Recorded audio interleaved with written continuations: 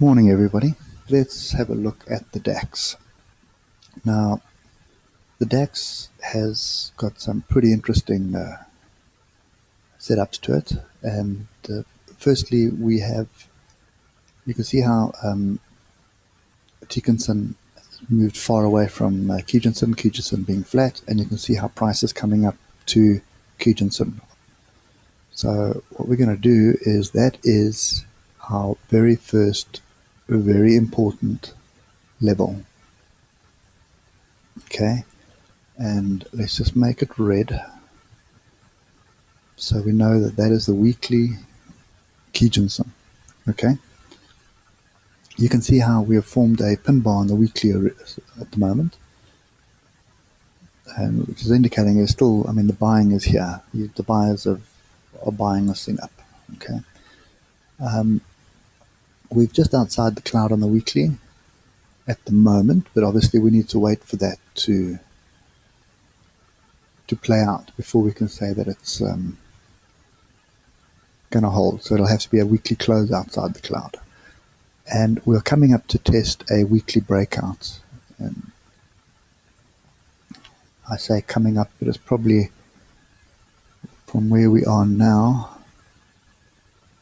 Okay, it's pretty close. It's 124 points away.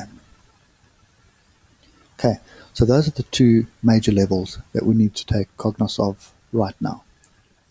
Let's just get down to the daily and have a look what's happening here. So we have got through the 4-hour, the daily 200 EMA, and we've got the daily 200 and the 100 EMA grouping together. Okay, we are above Kijinson and Dickinson, so the concern that I have is have a look how this is flattening out. Let's just rather use that. Can you see how Kijinson is starting to go flat?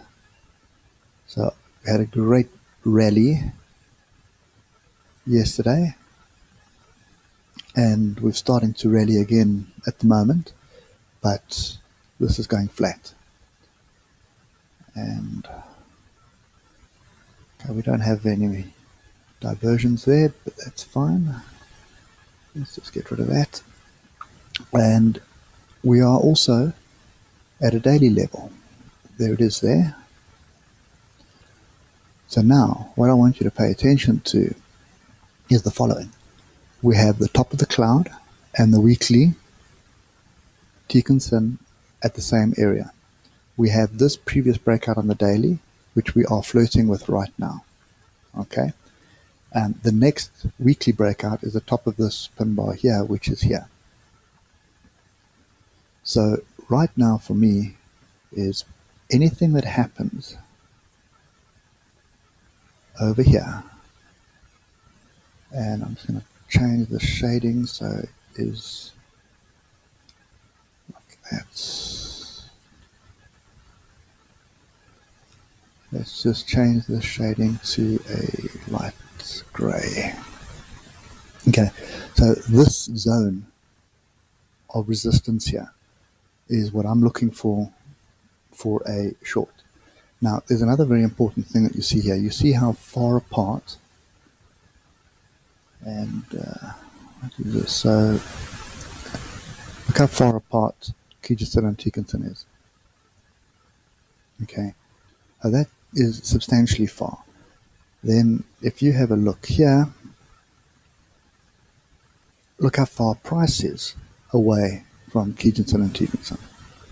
And normally what you want for a nice good uptrend like this area here is you want these two pretty close together, and you want this at a relatively close distance from here. So you want them pointing up. So Kijinson and Dickinson needs to be pointing up in the direction you're trading.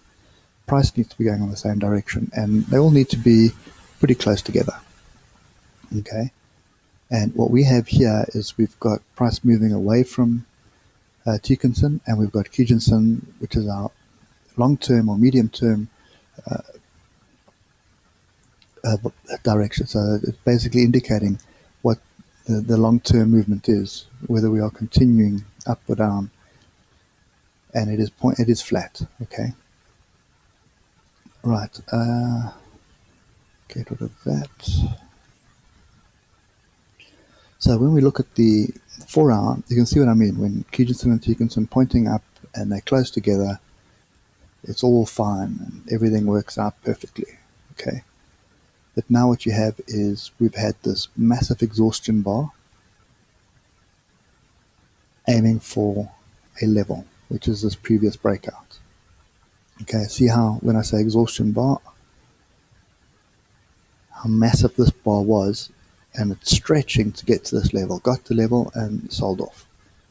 Now your after hours action is coming back up to this area and probably going to try and hit this area as well. But to me, this is not an area that I would be looking to go long, put it that way. Okay. And the other thing that you need to pay attention to right now is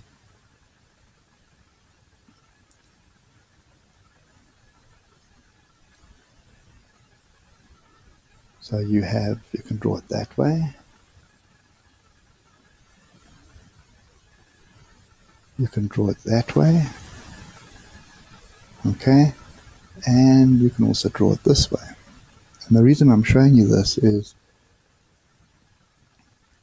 this pattern could mean many different things to many different people. So there could be some big institutions that are looking at this as a flat top triangle and that are going to push this price up. There could be other institutions that are looking at this as a flag and are going to be pushing the price to the downside. So that's why, often people say, play the break. Don't anticipate and think you know what this is, because you're not going to move the markets. So you've got to wait for the big boys to move the market in the direction that they want it to go, and then you just hop on and ride with it. Okay, so let's just delete these segments. For me, this is a channel. Okay, and it could break through this level and hit that level. And bear in mind, that is a more important level than this, because this is your weekly Kijinsen. This is just a breakout on the daily. Okay, so this is just a previous high, which is this area here on the daily. And we have a little bit of interaction here, but nothing really to write home about. This is the area. This weekly Kijinsen, as you can see, is the bigger area. That's why I say, to me, this is a flag, and probably a flag up to this point, and then sideways, down, sideways, or a big sell-off, but definitely sideways for a while before it breaks through, because of the strength of this level. Let's just drill down to the 1 hour.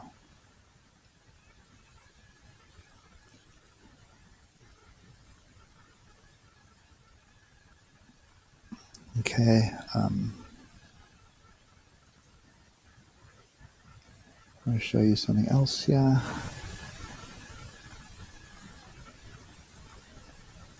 Okay, not quite. But, you can basically run the line along the top of these pin bars here. Ignore these first two and then just take it up there, which gives you a flag.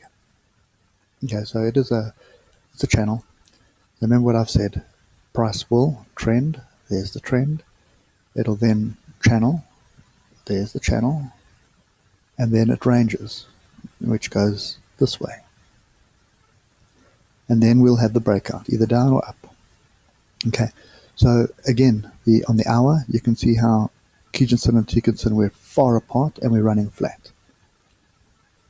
So I would like to see price come back closer to Tikinsen if we're going to remain bullish. Sorry, Kijinsen. So I'd like Kijinsen and Tikinsen to come closer as well before I look at longs. So for me, again, on all three markets this morning I'm looking to go short. And for the DAX, I'll definitely be looking to see what happens at the open, but anything on this area, I'll be short.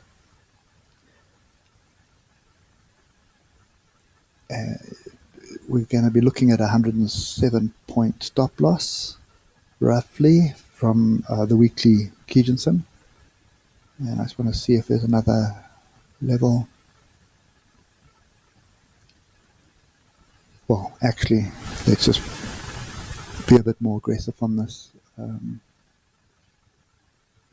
Okay, so Obviously, we need to just wait and see what price action does, but if we do hit this level, I will be in. I'll have a limit here waiting for an order, and I'll use a 20-point stop loss.